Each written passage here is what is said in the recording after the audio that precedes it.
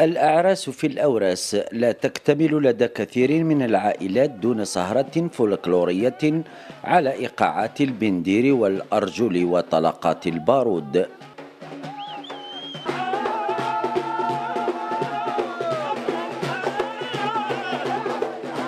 تتنوع السهرات في الأوراس بتعدد الفرق الفنية، لكن تجذر طابع الرحابة في الوسط الشعبي يجعل هذا النوع أكثر حضوراً.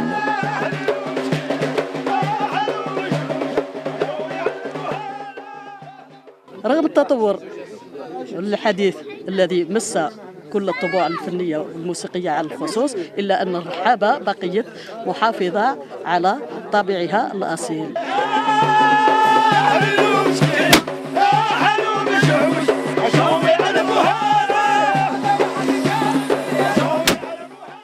الاهتمام بهذا النوع الفني تعكسه نشأة الجمعيات التي تعنى بالمحافظة عليه. احنا كجمعية بوندا الأوراس للتراث والفنون الشعبية الريس، من أهم أهدافنا محاولة بعث وإحياء التراث والحفاظ عليه من خلال اكتشاف المواهب في مختلف الفنون والطبوع الفنية الأوراسية. إدماج عناصر جديدة داخل الفرق وجه آخر من أوجه المحافظة على ديمومة هذا الطابع.